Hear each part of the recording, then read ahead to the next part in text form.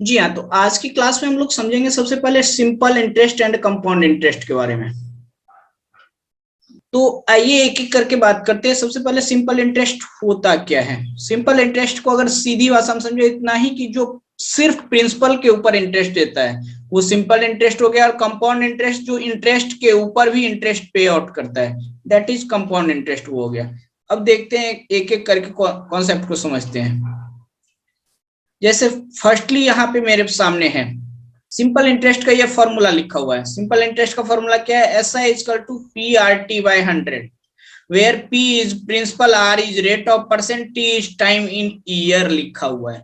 अच्छा, एक चीज याद रखिएगा कि जब भी मुझे 5% बोल के छोड़ दिया है इसका मतलब ये पर एनम का दिया हुआ है। अगर उसने बोला 20% दैट मीन्स 20% पर एनम है। अगर किसी क्वेश्चन में स्पेशली मेंशन कर रखा हो कि 5% पर मंथ, 3% पर वीक, तो फिर हमें वहां वीक या मंथ को कंसीडर करके चलना होगा। और फिर उस कंडीशन में मेरे को टाइम यहाँ ईयर में दिया हुआ है, मुझे ईयर से नहीं मतलब है, मुझे टाइम को जिस रेशियो में जिस रिस्पेक्ट में यहाँ रेट दिया रहेगा। अगर रेट मुझे पर मंथ के फॉर्म में दिया हुआ है तो टाइम ड्यूरेशन मुझे मंथ के फॉर्म में कन्वर्ट करना पड़ेगा। अगर रेट परसेंट फॉर एग्जाम्पल की वीकली दिया हुआ है तो टाइम ड्यूरेशन मेरे को वीकली कन्वर्ट करना पड़ेगा। और रेट परसेंट अगर क्वार्टरली दिया हुआ है तो टाइम को मुझे क्वार्टर के फॉर्म में मेंशन करना पड़ेगा, तभी मैं क्वेश्चंस को सॉल्व कर पाऊंगा। अब देखते हैं एक आध एग्जांपल को देखते हैं, फिर क्वेश्चंस फिर समझ में आएगा। ये रहा फर्स्ट क्वेश्चन आपके ऊपर स्क्रीन के ऊपर, जल्दी प्लीज रिप्लाई कीजिए। 4000, बिल्कुल जी हाँ, बच्चे का आंसर आने लगा 4000। तो यहाँ तो डायरेक्ट था, मैं direct S I is equal to P into R into T by 100 formula put up करेंगे, डायरेक्ट मेरा आंसर आ जाएगा। अब देखते हैं नेक्स्ट क्वेश्चन क्या है हमारे स्क्रीन के ऊपर। अच्छा, यही क्वेश्चन अगर होता और मुझसे अमाउंट पूछ लिया जाता तो अमाउंट कितना होता है, 8000 plus 4000 that is equal to 12000। अब प्लीज एक चीज को देखो, ये तो अलग अलग मैं निकाल रहा हूं, मैं एक ही साथ सिंपल इंटरेस्ट के लिए अमाउंट का फॉर्मूला निकालता हूं। तो अमाउंट इक्वल टू क्या होगा, प्रिंसिपल प्लस सिंपल इंटरेस्ट के फॉर्म में, यानी that is equal to P plus P into R into T divided by 100। अब यहां से क्या किया मैंने, पी को कॉमन ले लिया यानी 1 प्लस आर टी बाय 100। तो मैं इसका भी use direct amount find out करने के लिए कर सकता हूँ। ये 100 नहीं है यहाँ का पार्ट, ये मैं इसका भी डायरेक्टली यूज कर सकता हूँ अपना यहाँ पे फाइंड आउट करने के लिए, अमाउंट फाइंड आउट करने के लिए। तो मैं कई सारे क्वेश्चनों में ये यूज करूंगा, तो प्लीज आप लोगों को ये पता होना चाहिए कि मैं ये डायरेक्टली कहाँ से यूज कर लिया हूँ। नेक्स्ट क्वेश्चन, कुछ कॉन्सेप्ट यहाँ लिखे हुए हैं, प्लीज उस कॉन्सेप्ट को पहले समझ ले। As simple interest is calculated on same principle, the interest happens same in the every year. It can be said to be SI on 10% for 4 year is equal to SI on 20% for 2 year is equal to SI of 5% on 8 year। यानी इन्होंने यहाँ पे जो चीज समझाना आपको चाहे वो क्या है जरा देखते हैं। एक्चुअली इन्होंने बोला कि SI is equal to क्या होता है, P into R into T by 100। यहाँ अपॉन में 100 क्यों आ रहा है, 100 इसलिए आ रहा है क्योंकि आर में एक चीज आता है परसेंट का साइन, और परसेंट को मैं कन्वर्ट करने के लिए अपॉन में 100 करता हूँ। तो अगर उसे हटा दूं थोड़ी देर के लिए तो क्या हो रहा है, P into R T percent मैं इसे लिख सकता हूँ। तो ये आर टी परसेंट क्या इंडिकेट कर रहा है कि प्रिंसिपल को उससे मल्टीप्लाई कर दे डायरेक्ट मेरा इंटरेस्ट आ सकता है। तो यही वर्क यहाँ किया गया है। अगर मैं 10 इंटू 4 कर दूं 40%, तो पी इंटू 40% जितना होगा उतना ही पी इंटू 20 इंटू 2 फिर से 40%, या 5 इंटू 8 फिर से वही 40%, यानी हर एक साल में इंटरेस्ट सेम होगा। और it can be said that ये इस तरह से मैं इसका कैलकुलेट कर सकता हूँ। नेक्स्ट क्वेश्चन देखते हैं, तब ज्यादा ये बेटर ढंग से समझ में आएगा। ये रहा नेक्स्ट क्वेश्चन, प्लीज बच्चे जल्दी से इसका आंसर आप लोग रिप्लाई कीजिए। जी हाँ युवराज, आपका सही है, बिल्कुल 150 आंसर आएगा। बच्चे 15 नहीं आएगा, 150 आएगा। अंशिका कहीं कैलकुलेशन गलती हुई है। ये देखो क्या है, यहाँ प्रिंसिपल तो ये है, रेट है पर एनम का, टाइम ड्यूरेशन है मंथ में। मैंने क्या बोला था, रेट के फॉर्म में टाइम को कन्वर्ट करना है, यानी ईयर के फॉर्म में टाइम को कन्वर्ट करो, यानी 9 month equal to how much year, 12 से डिवाइड कर दो 3/4 ईयर, तो टाइम इज 3/4 ईयर। तो prince SI equal to principal into rate into time divided by 100, यानी 2000 इंटू 10 इंटू 3/4 इंटू 100, 00 से 00 गायब आउट, 5 10 इंटू 3 150। जी हाँ बच्चे, तो ये सारे बच्चे का आंसर आ गया 150 बिल्कुल। नेक्स्ट क्वेश्चन से पहले एक कॉन्सेप्ट देख लेते हैं क्या लिखा हुआ है। When the time is given in month it is divided by 12 to convert in year, बिल्कुल हमें पता है, हमने वही वर्क अभी भी किया। Similarly if time is given in days then it is divided by 365। अच्छा बच्चे ये याद रखना कि वहां इसलिए ये लाइन मैंने लिख दिया है कि बच्चे डिसाइड करने में कंफ्यूजन करते हैं, क्योंकि लीप ईयर में 366 डेज होता है, हमें इससे कोई मतलब नहीं है। जनरली हम लोग स्टैंडर्ड फॉर्म ये है कि 365 डेज को हम लोग ईयर कन्वर्ट करते हैं। अगर डेज में मंथली मेरे को टाइम ड्यूरेशन दिया हुआ है, मैं 30 से डिवाइड करूंगा, क्योंकि ये नहीं करना है कि 31 से भी मंथ होता है और 28 से भी मंथ होता है, 29 से भी मंथ होता है, नहीं, स्टैंडर्ड ये है कि 30 डेज का 1 मंथ कंसीडर किया जाता है। तो प्लीज बच्चे ये दो चीजें, छोटी छोटी चीजें याद रखने हैं आपको। नेक्स्ट क्वेश्चन, प्लीज जल्दी से इसका वैल्यू बताइए। जी हाँ बिल्कुल सही है बच्चे, क्योंकि इस क्वेश्चन में क्या बोला गया है, यहाँ पे मुझे बोला गया है SI 1200 है, तो यानी 1200 equal to P into 10 into 2/100, यहां से ये 00 इधर चला गया और डिवाइडेड बाय 20, 0 से 0 गायब और 6000 आंसर आ गया डायरेक्ट। तो प्रिंसिपल इक्वल टू 6000, ये डायरेक्ट कॉन्सेप्ट पे क्वेश्चन आ गया। नेक्स्ट क्वेश्चन देखते हैं, नेक्स्ट कॉन्सेप्ट समझ लेते हैं क्या लिखा हुआ है कि ए 10% इंक्रीजेज मेक्स एवरीथिंग 1.1, क्योंकि 10% का मीनिंग क्या हो गया 0.1, तो अगर ये इंक्रीज हुआ है तो नंबर क्या होगा 1 प्लस 0.1 दैट इज 1.1 टाइम से मल्टीप्लाई कर दीजिए, डायरेक्ट अपना आंसर आ जाएगा। 20% से जब इंक्रीज होगा सेम कॉन्सेप्ट, 30% से इंक्रीज होगा सेम कॉन्सेप्ट, डिक्रीज हो रहा होगा तो ये माइनस हो गया, ये कॉन्सेप्ट पता होना चाहिए। अब देखिए डायरेक्ट इस पे क्वेश्चन है, बच्चे जल्दी से रिप्लाई कीजिए क्या आ रहा है आंसर।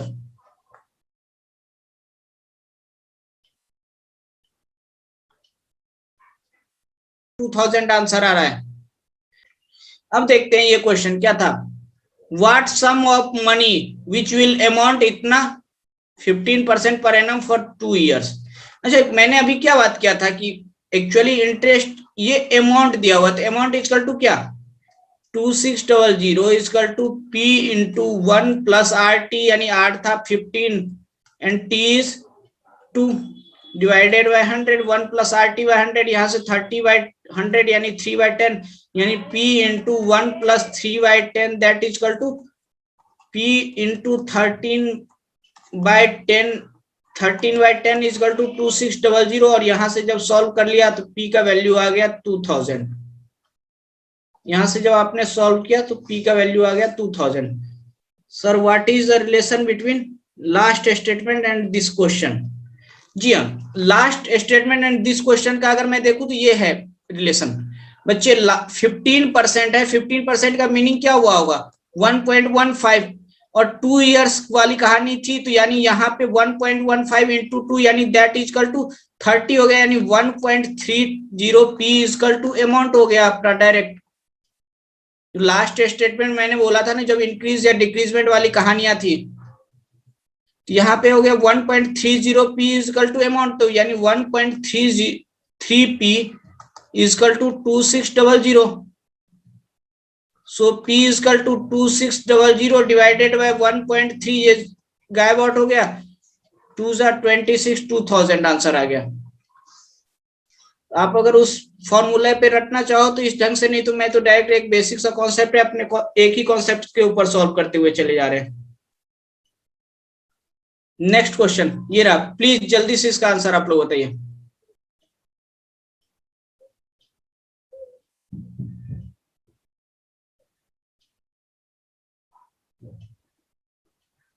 जी हाँ बच्चे, बहुत सारे बच्चे का आंसर आ रहा है, बट बच्चे इस क्वेश्चन को देखना, इस क्वेश्चन को मैं कैसे सॉल्व करूंगा। बहुत सारे बच्चों ने ये वर्क किया होगा यहाँ पे कि सबसे पहले उन्होंने क्या किया होगा कि फर्स्ट ईयर का इंटरेस्ट निकाला होगा। फर्स्ट ईयर का interest that is equal to 6000 into 18 divided by 100 and that is equal to 1080। फिर बच्चा गया होगा सेकेंड ईयर का इंटरेस्ट फाइंड आउट करने के लिए, that is equal to 6000 into 9/100, यहां से 0000 कैंसिल 540। फिर बच्चा गया होगा थर्ड ईयर का इंटरेस्ट फाइंड आउट करने के लिए, एंड थर्ड ईयर का इंटरेस्ट आ गया 6000 इंटू 13/100 एंड यहां से आ गया 780, और फिर इन सबको ऐड किया होगा तब आप लोगों का आंसर आया होगा 2400। बच्चे मुझे एग्जाम हॉल में ये वर्क नहीं करना है, वो मुझे कैलकुलेशन नहीं करवाना चाह रहा था मुझसे, ये वर्क उसके लिए नहीं जरूरत है, मुझे ये इतने कैलकुलेशन करने की जरूरत ही नहीं है। मुझसे तो सीधा ये बताया गया था, और जो मैंने स्टार्टिंग में कॉन्सेप्ट दिया हुआ था कि अगर 1.8% इंक्रीज हो रहा है, इसका मतलब क्या हुआ कि फर्स्ट ईयर में 18% का इंक्रीमेंट हुआ, सेकेंड ईयर में 9%, थर्ड ईयर में 13%, तीनों को ऐड कर लो दैट इज टोटल 40% का इंक्रीमेंट हुआ है, यानी 40% टोटल हुआ होगा। इंटरेस्ट कितना मिला होगा 40% ऑफ प्रिंसिपल, यानी सीधा 6000 का 40% आप लोग फाइंड आउट कर दो, जो आंसर आ रहा है वही आंसर आपका हो गया, यानी ये आ गया 2400। बच्चे चैट में रिप्लाई करो, ये चीज समझ में आया है नहीं आया। अब बच्चे इसी कॉन्सेप्ट के ऊपर, इसी, ये तो मैंने जस्ट लाइक इजी सा एक कॉन्सेप्ट समझाने के लिए लिखा था, इसी कॉन्सेप्ट के ऊपर 2019 का कॉग्निजेंट का एक क्वेश्चन है, मैं लिखा रहा हूं, बच्चे लिखना और फिर उसका आंसर बताना। क्वेश्चन है Rajiv borrowed sum amount at the rate of 6% per annum for first 3 years. Rajiv borrowed some amount at the rate of 6% per annum for first 3 years, 9% for next 5 years, 9% for next 5 years, and 13% for the period beyond the 8 years, and 13% for the period beyond the 8 years. If the total interest paid by him, if the total interest paid by him at the end of 11 years, if the total interest paid by him at the end of 11 year is 7140, is 7140, then find the money borrowed by Rajiv, then find the money borrowed by Rajiv, then find the money borrowed by Rajiv। जी हाँ बच्चे, मैंने question में क्या बोला था, मैंने question में बोला कि राजीव ने कुछ अमाउंट लिया है, उसकी कंडीशन ये है कि फर्स्ट 3 ईयर के लिए, फर्स्ट 3 ईयर के लिए 6% रेट ऑफ इंटरेस्ट लग रहा है, उसके बाद नेक्स्ट 5 ईयर के लिए, नेक्स्ट 5 ईयर के लिए 9% पर एनम लग रहा है, एंड 13% पीरियड बियॉन्ड 8 ईयर, यानी इस दोनों ईयर के बाद, यानी ये कंटिन्यूअसली 8 ईयर की तो कहानी हो गई, इसके बाद जो है जितने भी साल होंगे उसका 13% पर एनम लगेगा। बच्चे चैट में रिप्लाई करो, क्वेश्चन समझ में आ गया नहीं आया। 7000 बिल्कुल सही है। जी हाँ, जिन लोगों का 7000 आ रहा है बिल्कुल सही है बच्चे, आप लोगों का आंसर। जी हाँ बच्चे, जिनका 7000 आ रहा है बिल्कुल सही आंसर। देखते हैं क्वेश्चन में क्या बोला गया है। अगर इसने ये बोला कि फर्स्ट 3 ईयर के लिए 6% रेट ऑफ इंटरेस्ट है, यानी आफ्टर 3 ईयर के बाद मैं कितना इंटरेस्ट पे करूंगा 18%। उसके बाद क्या बोला गया है, नेक्स्ट 5 ईयर के लिए 9% रेट ऑफ इंटरेस्ट है, यानी आफ्टर, उसके बाद के 5 ईयर, यानी ओवरऑल 8 ईयर के बाद, आफ्टर 5 ईयर के बाद मैं कितना इंटरेस्ट पे करूंगा 45%, और ओवरऑल 8 ईयर के बाद मैं कितना पेमेंट करूंगा, तो इन दोनों को ऐड कर दो दैट इज 63%। एंड नेक्स्ट अगर 11 ईयर के लिए मैंने लिया था अमाउंट, तो 538 तो कंप्लीट हो गया, यानी 3 ईयर रिमेनिंग बच गए, और इस 3 ईयर के लिए मेरे से क्या इंटरेस्ट लेगा 3%, 13% का, यानी दैट इज इक्वल टू 39%। इन सबको ऐड कर लिया, दैट इज इक्वल टू 102% हमसे लगा। 102% of principal is equal to 7140। तो प्रिंसिपल फाइंड आउट करना है, यहां से डायरेक्ट सॉल्व आउट कर लेंगे। आप जैसे करें, या तो ये कर ले कि 102 into P by 100 is equal to 7140, यहाँ से 00 ये गायब आउट होकर ऊपर आ गया, डिवाइडेड बाय 102, और प्रिंसिपल की वैल्यू आ गई कैंसिल आउट होकर के 7000। जी हाँ, प्रिंसिपल की वैल्यू आ गई 7000। बच्चे चैट में रिप्लाई कर दो, समझ में आया नहीं आया। नेक्स्ट क्वेश्चन देखते हैं। जी हाँ बच्चे, जल्दी से इसका रिप्लाई करो नेक्स्ट क्वेश्चन का। ये बहुत ही आसान सा कॉन्सेप्ट है। जी हाँ बच्चे, 20 आ रहा है आंसर। जी हाँ, 2-3 बच्चे का आंसर आने लगा, 20 रिमेनिंग बच्चे जल्दी से आंसर रिप्लाई करो। अब क्या था question, at what rate of percent a sum of money will double itself at simple interest. Double हुआ है, इसका मतलब, डबल होने का मतलब क्या है कि मनी अमाउंट जो है वो 2p हो गया। अगर अमाउंट 2p हो गया तो यानी that is equal to p plus p, क्योंकि प्रिंसिपल प्लस सिंपल इंटरेस्ट किसके, प्रिंसिपल के बराबर आ गया। यानी SI अगर प्रिंसिपल के बराबर आ गया तो principal is equal to p into r into t by 100, और यहाँ से वैल्यू पुट अप करेंगे, और यहाँ से जब आप पुट अप करेंगे तो p से p दोनों तरफ कैंसिल आउट, 1 इंटू टाइम जो था 5, 1 is equal to r into 5 by 100 cancel out किया 20, यानी r is equal to 20 cross multiply करके, यानी 20 इयर्स के बाद ये जो है डबल हो जाएगा। नेक्स्ट क्वेश्चन देखते हैं बच्चे। जी हाँ बच्चे, जल्दी से ये क्वेश्चन सॉल्व कीजिए। जी हाँ, 12 किसका आंसर है, सारांश आपका गलत है। 12 आपने जो आंसर दिया, रिमेनिंग बच्चे का 8 ईयर सही है। बच्चे अगर इसने इस क्वेश्चन में क्या बोला है सारांश की, ट्रिपल इटसेल्फ, ट्रिपल इटसेल्फ का मतलब a is equal to 3p। a अगर 3p है that means p plus 2p। p क्यों मैं लिख रहा हूं, क्योंकि प्रिंसिपल तो अपना प्रिंसिपल ही रहेगा, जो होगा वो सिंपल इंटरेस्ट में चेंजिंग आया, यानी सिंपल इंटरेस्ट कितना हो गया 2p। 2p is equal to p r t by 100, और यहाँ पे डाटा जब पुट अप करके मैं सॉल्व करूंगा तो t का वैल्यू आ जाएगा 8 इयर्स। Next question.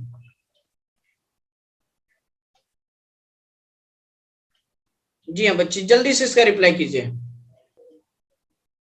जी हाँ बच्चे, आंसर आ रहा है 24 ईयर। जी हाँ, बहुत सारे बच्चे का आंसर आ गया 24 ईयर, बिल्कुल सही है बच्चे, 24 ईयर। 7 times, 7 times. अब यहाँ पे देखो, यहाँ पे तो सेम कॉन्सेप्ट है, ये तीसरा क्वेश्चन है, यहाँ डायरेक्ट भी कर सकते थे।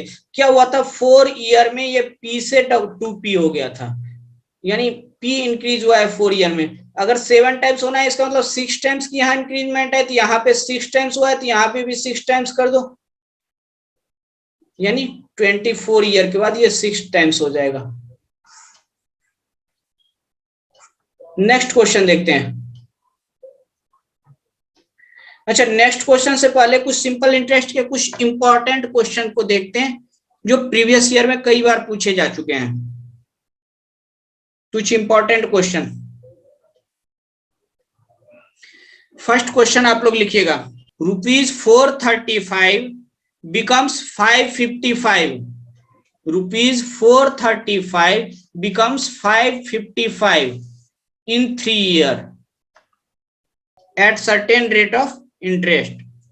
If rate of interest decreased by 2%, if rate of interest decreased by 2%, then what will be new amount? Then what will be new amount at end of 5 years? Question है कि 435 becomes 555 in 3 years at certain rate of interest. if rate of interest decreased by 2%, then find total amount at end of 5 year। यही question था, find total amount at end of 5 year. बच्चे जल्दी से reply कीजिए, ये Capgemini का 2018 का question है। क्या था 435 कितना हो गया था 555, क्यों हुआ था? क्योंकि इंटरेस्ट मिला था। इसका मतलब इंटरेस्ट कितना मिला 120। सिंपल इंटरेस्ट की बात हो रही थी, यानी हर एक ईयर इक्वल डिवाइड हुआ होगा। सिंपल इंटरेस्ट में यही होता है, यानी इस ईयर भी 40, इस ईयर भी 40, इस ईयर भी 40, यानी हर एक ईयर मेरे को 40 रुपीज आ गया। यहां तक तो सारे बच्चे को समझ में आ गया होगा, यहां तक तो कोई प्रॉब्लम नहीं है। अब इसके आगे का बच्चे कहाँ फंसे होंगे? बच्चे क्या करने में लग गए होंगे? अब 40 रुपीज मिल रहा है कितने पे? 435 में 40 रुपीज मुझे मिल रहा है, तो बच्चा यहाँ आर फाइंड आउट करने के लिए आ गया होगा और वहीं से लेंथी कैलकुलेशन उसकी स्टार्ट हो गई होगी। बच्चे यहाँ रेट ऑफ इंटरेस्ट आपको भी फाइंड आउट करने की जरूरत ही नहीं युवराज, आंसर इज 591.5। देखो अब कितने आसानी से सॉल्व हो जाएगा ये। अब क्या था, ये रेट ऑफ इंटरेस्ट आप लोग निकालने की मुझे जरूरत ही नहीं है सर, नहीं निकालेंगे तो कैसे होगा? तो मुझसे पूछा गया आफ्टर 5 ईयर, तो 3 ईयर में अगर 120 है, 40 एवरी ईयर है, तो 5 ईयर के बाद कितना मुझे मिलेगा 200, यानी इसमें अगर मैं 200 ऐड कर दूं तो यानी 635। अगर रेट ऑफ इंटरेस्ट, ये जो स्टेटमेंट मैंने लिखा है कि डिक्रीजेज बाय 2%, अगर ये नहीं लिखा होता, ये अगर नहीं लिखा होता तो मेरे को 5 ईयर के बाद 635 मिल रहा होता, 435 रुपीज का। बच्ची ये चीज रिप्लाई करो, ये चीज समझ में आ गया या नहीं आया? फिर इसके आगे की बात करूंगा। प्लीज बच्चे ये चीज रिप्लाई करो, ये चीज समझ में आ गया नहीं आया? जी हाँ, ये चीज आ गई तो फिर तो अगला काम और आसान हो गया। अब क्या हुआ, रेट ऑफ इंटरेस्ट डिक्रीज हुआ है। बच्चे जितना रेट ऑफ इंटरेस्ट डिक्रीज हुआ है उतने पैसे मेरे को कम मिलेंगे, इंटरेस्ट कम मिलेंगे। कितना डिक्रीज हुआ है? 2% से डिक्रीज हुआ है, 0.8 नहीं 2% से डिक्रीज हुआ है। 2% से डिक्रीज हुआ है कितने साल तक? 5 के 5 साल में, यानी 435 into 2 into 5 divided by 100, 2% rate of interest 5 साल में कितना होगा? उतना कम हुआ होगा, उतना इसमें से माइनस कर देंगे। मैंने इसलिए ये फाइंड आउट किया और इसका वैल्यू आ गया 43.5। इसका वैल्यू 43.5 आ गया। 635 माइनस 43.5 और इसे जब सॉल्व किया तो 591.5। बच्चे रिप्लाई करो, ये चीज समझ में आ गया नहीं आया? ठीक है, रिपीट करना है। चलो रिपीट करने के लिए मैं पूरा स्क्रीन को ब्लैंक कर दिया। मेरे से क्वेश्चन में क्या बोला गया था कि यहाँ पे क्या हुआ था कि 435 जो था ये 555 बना। क्यों बना भैया? रेट ऑफ इंटरेस्ट मिला था इसीलिए बना। इसका मतलब कितना रेट ऑफ इंटरेस्ट आपको मिला? 120 रुपया। और सिंपल इंटरेस्ट की बात कर रहा था, यानी 120 रुपया मिल रहा है, यानी 3 ईयर का है। ये कितने 3 ईयर्स का था, यानी एवरी ईयर इक्वल मिला होगा। तो फर्स्ट ईयर भी 40, सेकेंड ईयर भी 40 एंड थर्ड ईयर भी 40, हर एक ईयर 40 मिला।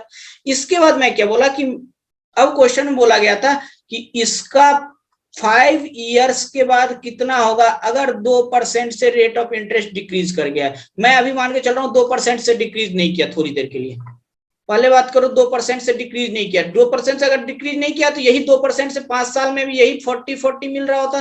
चौथे साल भी 40 मिलेगा, पांचवें साल भी 40 मिलेगा, यानी 200 रुपीज आपको मिला। और इसमें 200 आप ऐड कर दो तो 635 आपको मिल जाता अगर डिक्रीज नहीं हो रहा होता। अब डिक्रीज हो गया है, डिक्रीज हुआ है, इसका मतलब क्या है? डिक्रीज हुआ है तो चलो भैया घटा दो ना, कितने पैसे कम मिलेंगे? तो 435 इंटू 2 इंटू 5, 2% से 5 साल में कितना कम हुआ टोटल? तो इसे जब आपने सॉल्व किया तो ये आ गया 43.5, ये आ गया 43.5। तो इतना डिक्रीज हो गया इसमें, यानी इसे 43.5 से सब्ट्रैक्ट कर दो, 591.5 आंसर आ गया। बच्चे प्लीज रिप्लाई करो, ये चीज समझ में आ गया या नहीं आया? अब नेक्स्ट क्वेश्चन देखते हैं। A bank increase its rates of interest from 3.5% to 5% and time duration 2.5% to 3.5 2.5 year to 3.5 year। अब बैंक ने अपना रेट ऑफ इंटरेस्ट यहां से इंक्रीज करके ये कर दिया, टाइम ड्यूरेशन यहां से इंक्रीज करके ये कर दिया, देन क्वेश्चन समझ, अब सुनना क्वेश्चन इसके बाद है, then simple interest increase by 135, simple interest increase by 135, find initial simple interest. अब आपको बताना है कि पहले कितना सिंपल इंटरेस्ट मिल रहा था। बच्चे रिप्लाई करो, क्वेश्चन समझ में आ गया है नहीं, मैं जितना डाटा बताया हूं। रिपीट करो क्वेश्चन। क्वेश्चन में बोला गया था कि बैंक का इंटरेस्ट रेट जो है 3.5 से 5 हो चुका है एंड टाइम ड्यूरेशन जो है 2.5 से 3.5 कर दिया गया, तो इंटरेस्ट में 135 रुपीज एडिशनल मिल रहा है, 135 रुपीज एडिशनल मिल रहा है, देन इनिशियल सिंपल इंटरेस्ट क्या होगा ये बताना है। बच्चे जल्दी से क्विकली रिप्लाई करें इस क्वेश्चन का। जी हाँ, बहुत सारे बच्चे का आंसर आ रहा है 135। जी हाँ, बहुत सारे बच्चे का आंसर आ रहा है 135। देखते हैं, बिल्कुल सही है। जिसका नहीं आया बच्चे वो देखना। एक चीज देखो क्या हो रहा है कि अगर मैं सिंपल इंटरेस्ट की बात कर रहा हूं तो सिंपल इंटरेस्ट इक्वल टू क्या होता है, PRT/100। इस क्वेश्चन में 100 अपना फिक्स है और प्रिंसिपल भी फिक्स है, यानी रेट एंड टाइम का चेंजिंग हुआ है और यहाँ पे चेंज हो गया। यानी पहले कंडीशन में हो रहा था P इंटू 3.5 इंटू 2.5, पहले इतना इंटरेस्ट मिल रहा था अपॉन 100। अब इंटरेस्ट मिल रहा है P इंटू 5 इंटू 3.5 या 3.5 इंटू 5/100, ये मिल रहा है यहाँ 100 से 100। थोड़ी देर के लिए मैं अगर इसको देखूं तो रेशियो के फॉर्म में अगर मैं बात कर लूं या इसी यहीं से मैं सॉल्व आउट कर लूं या रेशियो के फॉर्म में बात करूं पहले आसानी से, तो रेशियो के फॉर्म में बात करूं, P से P गायब आउट हो गया, ये 100 गायब आउट हो गया, 3.5 से 3.5 गायब आउट हो गया, 1 आ गया, 2 आ गया। यानी पहले अगर इंटरेस्ट रेट 1 था तो अब इंटरेस्ट रेट 2 यूनिट आ रहा है। और इस दोनों के बीच का डिफरेंस कितना है, इसी 1 यूनिट और 2 यूनिट के बीच का difference, that is equal to 135। इसका मतलब 1 यूनिट का डिफरेंस है और 1 unit is equal to how much, 135। 1 unit is equal to how much, 135। Initial interest rate कितना था, 1 यूनिट, इसीलिए ये कितना हो जाएगा 135। अगर इसी क्वेश्चन में ये पूछा गया होता कि आफ्टर इंक्रीमेंट कितना इंटरेस्ट उसे टोटल मिल रहा है, अगर इसी क्वेश्चन में ये पूछा गया होता कि find the simple interest after increment total simple interest, तो तब हो जाता 2 यूनिट इंटू 135, यानी 2 into 135 that is equal to 270। बच्चे रिप्लाई करो, ये चीज समझ में आ गया या नहीं आया।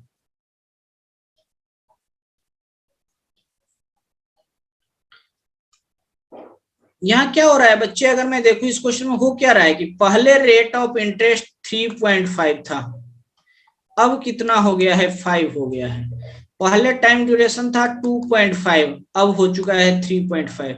अगर मैं देखूं तो इसी दोनों की rate of interest into time का जो मल्टीपल्स होगा, इसी के रेशियो में ना इंटरेस्ट इंक्रीज करेगा, क्योंकि प्रिंसिपल एंड 100 तो कांस्टेंट है, तो इस पे तो कोई फर्क ही नहीं पड़ रहा है। इसके प्रोडक्ट के इंक्रीमेंट और डिक्रीमेंट पे ही टोटल का टोटल इंक्रीज या डिक्रीज की बात आएगी। यानी इन दोनों का प्रोडक्ट अगर मैं कर दूं तो दैट इज इक्वल टू जो भी आ रहा होगा, अगर मैं इनका प्रोडक्ट, थोड़ी सी कैलकुलेशन लेंथी हो जाएगी, लेकिन मैं क्यों करूं, मैं इसी के रेशियो में आ रहा होगा ना, तो इस रेशियो के लिए मैं क्या किया, यहाँ कैंसिल आउट कर दिया सिंपल करने के लिए, 3.5 से 3.5 कैंसिल आउट, 2 यहाँ से, यानी 1:2 का रेशियो आ गया। तो यानी यहाँ पे डिफरेंस आया है 1 यूनिट का, तो 1 unit is equal to how much, unit में बात करूं तो 1 यूनिट, क्योंकि रेशियो मैंने लिया, अमाउंट में बात करूं तो 135 मैंने क्वेश्चन में बोला है इंक्रीज बाय 135, तो 1 यूनिट इज इक्वल टू 135। तो इनिशियल सिंपल इंटरेस्ट कितना था, 1 यूनिट, इसीलिए 135 ये हो गया। अगर आपसे पूछ लेता कि फाइनल सिंपल इंटरेस्ट कितना अब उसे मिल रहा है टोटल, तो that is equal to 2 unit, यानी 2 into 135 that is equal to 270। बच्चे अब रिप्लाई करो, ये चीज समझ में आया नहीं आया।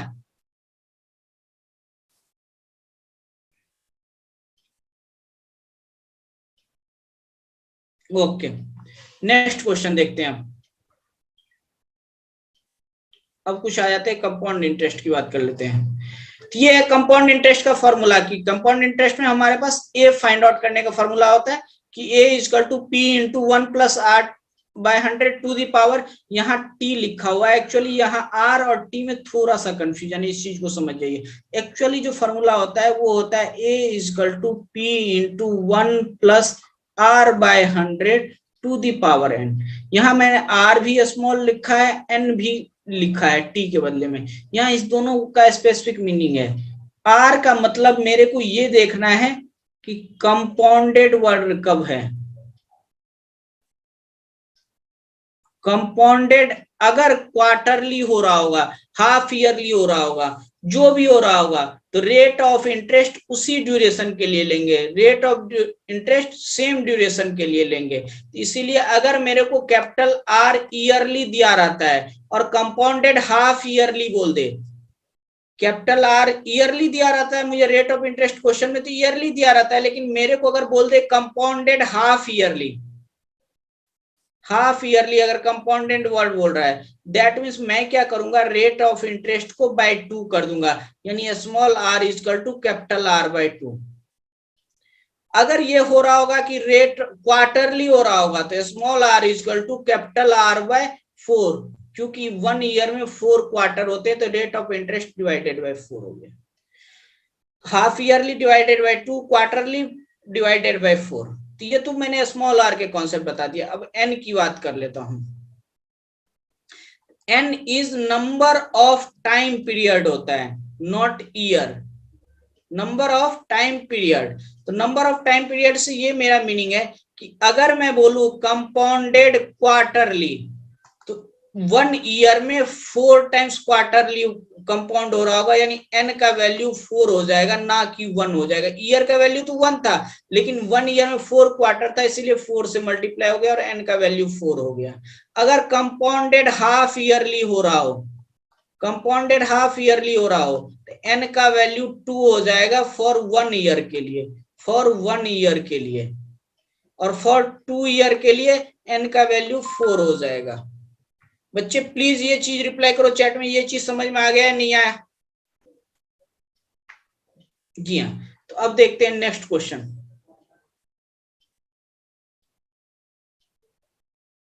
जल्दी से बच्चे इस क्वेश्चन को सॉल्व करके बताइए, आप लोग आंसर दिए।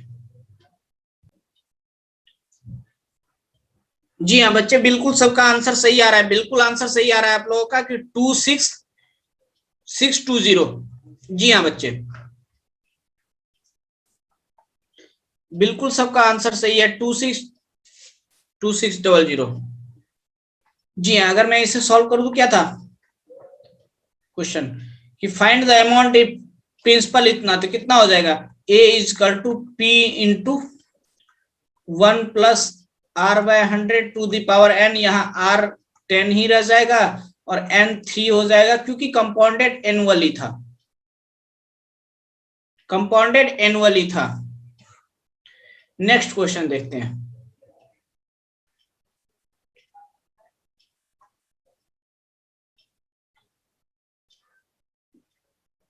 जी हाँ, एक बच्चे का आंसर आया 1331। इंटरेस्ट सिर्फ मैंने पूछा है, अमाउंट नहीं पूछा था।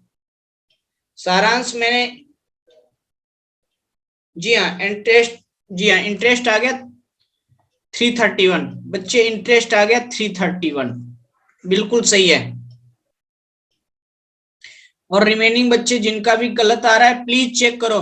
क्या होगा इस क्वेश्चन को अगर मैं सॉल्व करूं तो क्या हो गया, 1000 प्रिंसिपल तो 1000 था, क्योंकि मेरे को अमाउंट का ही फॉर्मूला पता है, 1 प्लस आर कितना था 20/100 टू दी पावर कितना। अब यहां तो ये हाफ ईयरली और कंपाउंडेड हाफ ईयरली था, यानी ये कॉन्सेप्ट गलत हो गया। क्या करेंगे, सबसे पहले देखो प्रिंसिपल को लिखो, प्रिंसिपल तो 1000 था, इसमें कोई चेंजिंग नहीं आई। रेट ऑफ इंटरेस्ट क्या हो जाएगा, यानी स्मॉल आर की बात करेंगे, small R is equal to R by 2, क्योंकि क्वार्टर हाफ ईयरली हो रहा था, that is equal to 10%। N is equal to क्या हो जाएगा, 1.5 ईयर था, यानी क्वार्टरली अगर हाफ ईयरली अगर कंपाउंडेड हो रहा है तो इस ड्यूरेशन में 3 टाइम्स कंपाउंडेड होगा, यानी एन की वैल्यू 3 हो जाएगी। बच्चे ये तीनों डाटा प्लीज चैट में रिप्लाई करो, ये चीज समझ में आ रहा है सबको या नहीं आया? मैं जो ये लिखा हूं, रेट को मैंने हाफ किया, एन को 3 लिखा, बच्चे चैट में रिप्लाई करो ये चीज। एन क्यों ऐसा हुआ? सर क्या लिखा हुआ है क्वेश्चन में? Compounded half yearly. इसका मतलब क्या होगा? पहले जब 6 मंथ, पहला 6 मंथ जब कंप्लीट हुआ होगा तब वो इंटरेस्ट प्रिंसिपल बन चुका होगा, फिर अगले 6 मंथ में फिर से यही चीज हुआ होगा, फिर अगले 6 मंथ में यही चीज हुआ होगा। मतलब बच्चों ने लिख दिया है कि 3/2 × 2।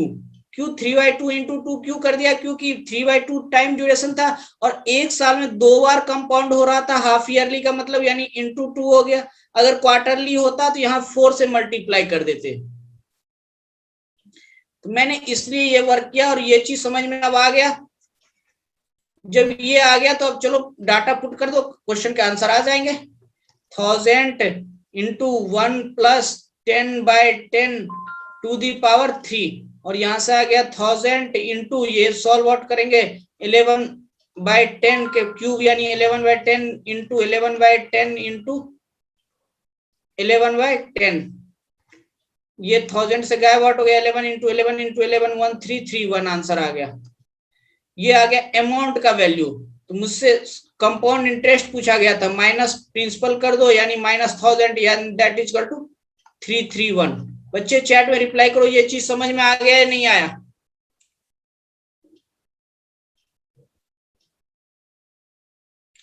अब चलो अब इस क्वेश्चन को लेंदी करते हैं और डिफिकल्ट बनाते हैं। क्वेश्चन का सारा डाटा यही है, कंपाउंडेड ईयरली। क्वेश्चन में अब हो गया कंपाउंडेड ईयरली। बच्चे जल्दी से इसका आंसर बताइए प्लीज। इस कॉन्सेप्ट को थोड़ा सा अच्छे ढंग से समझने की कोशिश कीजिएगा। मैं समझा रहा हूं, जिस बच्चे को नहीं समझ में आए बच्चे प्लीज चैट में रिप्लाई करना, नहीं आए तो जब तक समझ में नहीं आए हाँ मत बोल देना। यह एक बहुत ही अच्छा सा कॉन्सेप्ट है। क्या है यहाँ पे देखो, एक्चुअली हो क्या रहा है कि अगर मैं क्वार्टर हाफ ईयरली था तब तो ये टाइम ड्यूरेशन 3 बन रहा था। जब हाफ ईयरली नहीं ईयरली आ रहा है तो एन का वैल्यू कितना आ रहा है? एन का वैल्यू 1.5 आ रहा है। और मैं फ्रैक्शन में एन लेकर के कभी भी सॉल्व कर ही नहीं सकता, क्योंकि यहाँ पे जो भी डाटा है, फॉर एग्जांपल यहाँ पे हो जाएगा 20 था तो यानी यहाँ 6/5 आ जाएगा, पी बाहर में रहेगा और पावर 1.5। मैं पावर 1.5 कैसे फाइंड आउट करूं? फिर सर ऐसा नहीं करो ना, आप ये कर लो ना, पावर 3/2 यानी उसका क्यूब कर दो और उसका स्क्वायर रूट निकाल लो। नहीं जी, वो भी नहीं हो सकता, वो भी नहीं हो सकता। तब फिर मैं क्या करूं इस क्वेश्चन को सॉल्व आउट करने के लिए? तो एक चीज समझो, इसका कॉन्सेप्ट पहले समझो। इंटरेस्ट वाली क्वेश्चन का कॉन्सेप्ट पहले समझो। कॉन्सेप्ट क्या है? अगर मेरे पास 10,000 रुपीज था और मैंने किसी को 20% इंटरेस्ट पे दे दिया, इसका मतलब एक ईयर के बाद मेरे को यहाँ से 2,000 रुपीज इंटरेस्ट मिला। ये 2,000 तो इंटरेस्ट मिल गया ना। अब ये 2,000 क्या हो गया? ये 2,000 यहाँ पे जाकर के नेक्स्ट ईयर में 12,000 बन गया। अब 12,000 कंपाउंड इंटरेस्ट में 12,000 पे इंटरेस्ट मिलना स्टार्ट हुआ। फिर एक ईयर के बाद कितना मिलेगा? तो यानी यहां से मेरे को 2,400 इंटरेस्ट मिलेगा। तो जब ईयर कंप्लीट होगा तब 2,400 इंटरेस्ट मिलेगा और तब ये कहानी आ रही है और तब ये ऑटोमेटिकली ऐड होता जा रहा है। अगर ऐसा नहीं है तो इसे बेसिक वे में सोचो तो यहां से क्या हुआ होगा? अगर मैं ये इसे हटा दूं, बेसिक वे में सोचूं तो क्या हुआ होगा? 1,000 रुपीज था, 20%। जी हाँ बच्चे 320 आ रहा है, बिल्कुल सही। अगर ये 1,000 रुपीज था तो 1,000 रुपीज का क्या हुआ होगा? 20% रेट ऑफ इंटरेस्ट के बाद एक साल में 2,000 रुपया आया होगा और टोटल मिला के हो गए अपना जो है, सॉरी 200, टोटल मिला के मेरे को 1,200 रुपीज अमाउंट बन गया एक साल के बाद। अब इसके बाद क्या हुआ? अगले 6 महीने तक सिर्फ सिंपल इंटरेस्ट पे ये चलता जा रहा है, अभी प्रिंसिपल में ये ऐड नहीं होगा। तो अगले 6 महीने का इंटरेस्ट कितना मिलेगा? इंटू 20/100। और यहां से ये गायब आउट हो गया, यहां से एक ये भी गायब आउट हो गया, यानी that is equal to 240 rupees मेरे को मिला। तो यहां से 240 आपको मिला। मैं कुछ सही कर रहा हूं या कुछ गलत कर रहा हूं? अच्छा, टाइम ड्यूरेशन भी तो हाफ है, यानी यहाँ 1/2 भी आ जाएगा, यानी दैट इज इक्वल टू 120 आपको यहाँ से इंटरेस्ट मिलेगा। यहाँ से इंटरेस्ट आपको 120 मिलने वाला है। और ये 120 यहाँ पे इंटरेस्ट मिला है, टोटल कितना हो जाएगा? 1,200 plus 120 that is equal to 1320 और इसमें इंटरेस्ट टोटल कितना मिल गया 320 रुपीज। तो ये इतना लंबा सा कैलकुलेशन है बेसिक वे में इसे सोचो तो। बट अगर मैं इसे डायरेक्ट फॉर्मूला में लिखूं बच्चे तो प्लीज समझ लेना मैं डायरेक्ट कैसे लिखूंगा। मैं इसे डायरेक्ट निकाल सकता हूं इस तरह से कि A is equal to P into 1 plus R by 100 to the power n into 1 plus RT by 100। बच्चे प्लीज इस चीज को समझने की कोशिश करना। यहां मैंने स्मॉल r लिखा, यहाँ कैपिटल R लिखा, यहाँ n लिखा हूं, यहाँ T लिखा हूं। P प्रिंसिपल है अपना। यहां पे मैं वो डाटा पुट करूंगा जिस ड्यूरेशन के लिए कंपाउंडेड हो रहा होगा उसके हिसाब से R का वैल्यू पुट करूंगा और n की वैल्यू आ गई। अब जैसे इस क्वेश्चन में मेरे को n की वैल्यू 1.5 थोड़ी देर के लिए दिख रही थी अगर मैं कंपाउंडेड ईयरली की बात कर रहा था तो अगर 1.5 दिख जाए मेरे को तो ये जो होल नंबर है उसे तो यहाँ पावर में रख देना। ये होल नंबर जो है इसे यहाँ पावर में रख देना और रिमेनिंग जो पार्ट डेसिमल वाला बच गया उसे ईयर में कन्वर्ट करके यहाँ पे पुट अप कर देंगे आपका फाइनल आंसर आ जाएगा।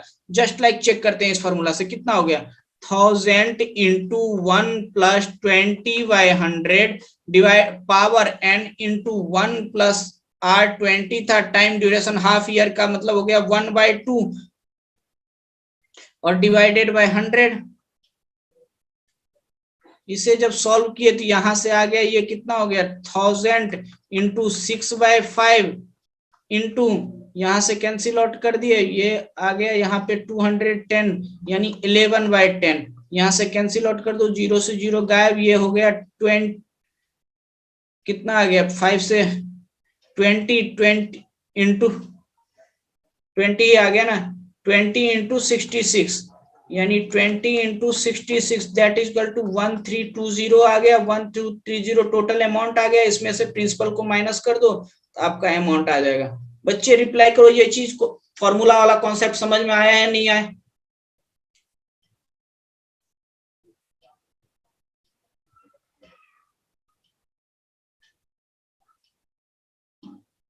जी हाँ बच्चे इस कॉन्सेप्ट के ऊपर बहुत ही ज्यादा क्वेश्चन रहते हैं।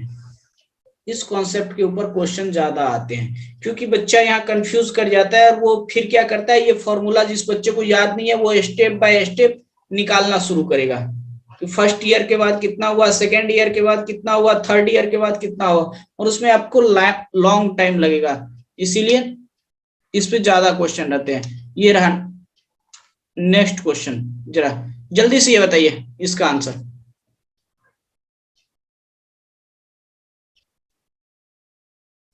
अभी एक दो कॉन्सेप्ट और बताने हैं जल्दी आप लोग रिप्लाई करो तभी सॉल्व हो पाएगा क्योंकि यहाँ पे इस क्वेश्चन में देखो इस क्वेश्चन में क्या दिया हुआ है मेरे को CI दे रखा है मुझे प्रिंसिपल दे रखा है रेट ऑफ इंटरेस्ट दे रखा है कंपाउंडेड एनुअली दे रखा है तो यानी मुझे n निकालना है और जो n होगा वही t की वैल्यू होगी।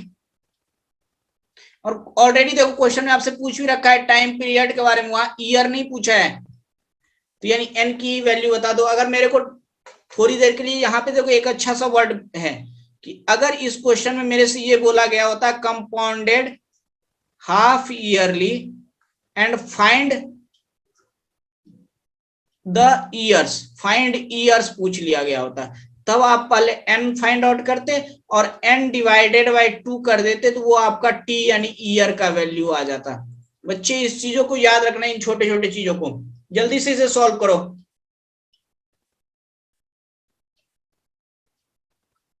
बच्चे डायरेक्ट वैल्यू पुट कर दे मैं या तो मैं CI का डायरेक्ट फॉर्मूला पुट करता हूँ। CI इक्वल टू क्या होता है अमाउंट माइनस प्रिंसिपल यानी P into 1 plus R by 100 to the power n minus P यानी P कॉमन ले लूं तो 1 plus R by 100 to the power n minus 1 और दैट इज इक्वल टू 441.35। यहां से इसका वैल्यू 2800 पुट अप करो। R का वैल्यू ईयरली है तो यहाँ 5 पुट अप कर दो और डायरेक्ट सॉल्व कर लो n की वैल्यू आ जाएगी बच्चे आप लोगों की।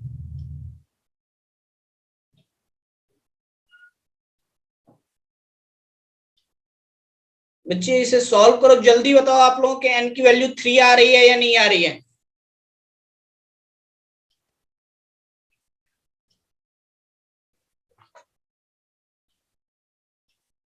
बच्चे आइए देखते हैं हम नेक्स्ट क्वेश्चन। इसे सॉल्व करोगे 3 आ जाएगा, मैं हर एक क्वेश्चन को सॉल्व ना करूं। जी हाँ, चलिए इस क्वेश्चन को सॉल्व कीजिए।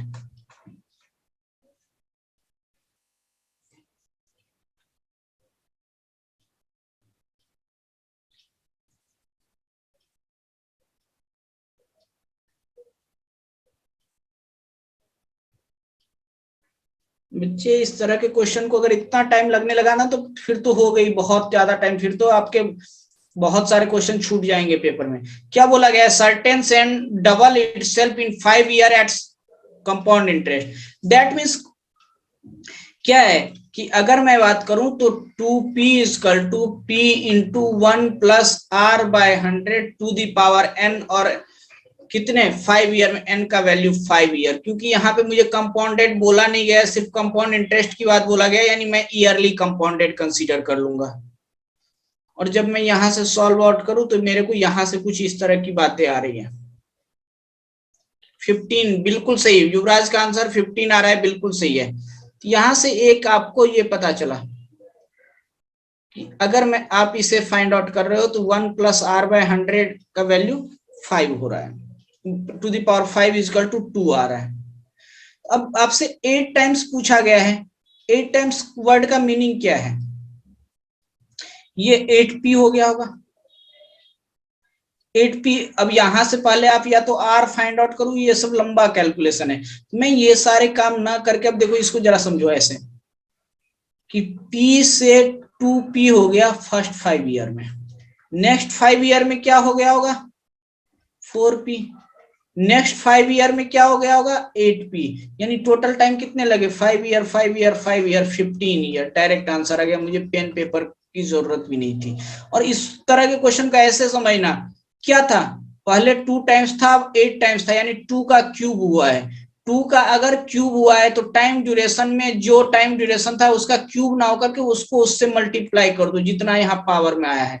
2 का क्यूब यानी 5 इंटू 3 15 डायरेक्टली। बच्चे रिप्लाई करो, ये कॉन्सेप्ट समझ में आया या नहीं आया? रिपीट बोल रहे हैं करने के लिए, रिपीट कर रहा हूं दोस्त। यहां देखो क्या हुआ है, मैंने बोला था कि p से 2p हो चुका है कितने में? 5 साल में। फिर अगले 5 साल में क्या हुआ होगा? कंपाउंडेड इंटरेस्ट हो रहा है, यानी इंटरेस्ट पे इंटरेस्ट भी मिल रहा होगा, यानी इस 2p का फिर से 4p बन गया होगा। फिर अगले 5 साल में क्या हो गया होगा? 8p बन गया होगा। अगले 5 साल में क्या होगा? 16p बन गया होगा। मुझसे 8p पूछा गया तो कितने लगे? 5 5 5 यानी 15 ईयर। नेक्स्ट क्वेश्चन प्लीज बच्चे जल्दी से इसका रिप्लाई कीजिए।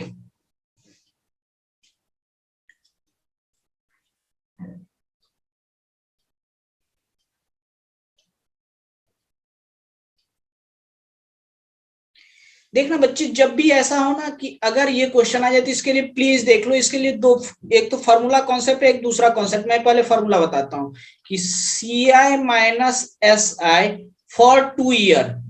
प्लीज ये याद रखना, ये जो फॉर्मूला मैं लिख रहा हूँ फॉर 2 ईयर के लिए ही सिर्फ अप्लीकेबल है। CI-SI is equal to P into R/100 का होल स्क्वायर।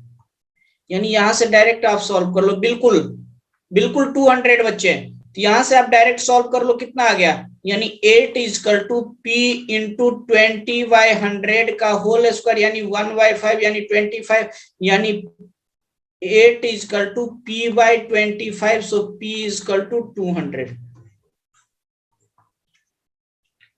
ये तो डायरेक्ट फॉर्मूला बेसिस था जो सिर्फ 2 ईयर के लिए एप्लीकेबल हो। जनरली इस पे दो क्वेश्चन आते हैं, या तो 2 ईयर के लिए आएगा या 3 ईयर के लिए आएगा, या तो 2 ईयर के लिए आएगा या 3 ईयर के लिए आएगा। अब मैं अगला कॉन्सेप्ट बताने जा रहा हूं जब 3 ईयर भी हो, तो प्लीज बच्चे समझ लेना।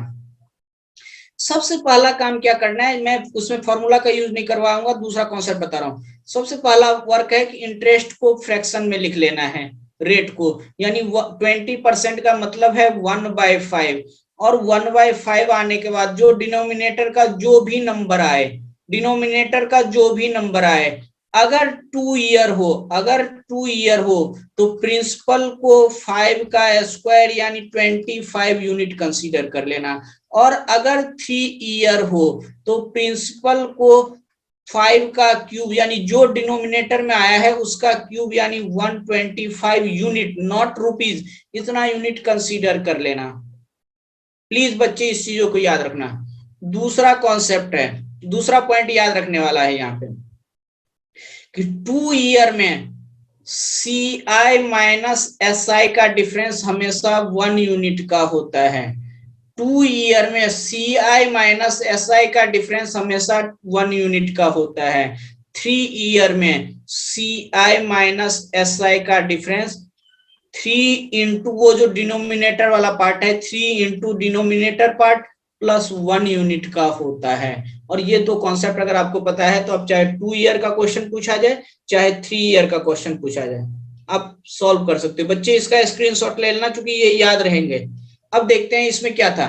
मुझसे पूछा गया था कि 2 ईयर का और 8 रुपीज का डिफरेंस था, यानी 1 यूनिट इक्वल टू 8, क्योंकि मैंने तो बोला 1 यूनिट का डिफरेंस रहने वाला और 1 यूनिट इक्वल टू 8, तो 25 यूनिट जो प्रिंसिपल माना हो तो 25 unit equal to how much, तो 25 इंटू 8 दैट इक्वल टू 200।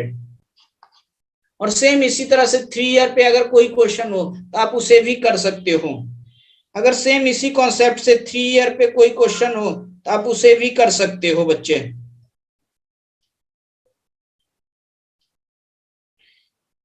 जैसे फॉर एग्जांपल बच्चे एक क्वेश्चन लिखना, 3 ईयर वाला मैं एक क्वेश्चन लिखा दे रहा हूं फिर एंड करेंगे क्लास को।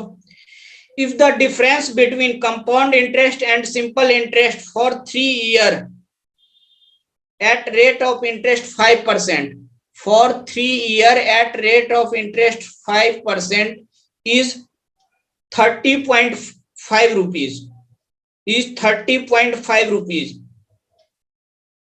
then find principal, then find principal। बच्चे जल्दी से इसका रिप्लाई करो आप लोग। अब देखिए ये इसका क्या होगा अगर मैं सॉल्व करूं तो मैंने तो सबसे बोला कि 5% का मीनिंग हो गया 1/20।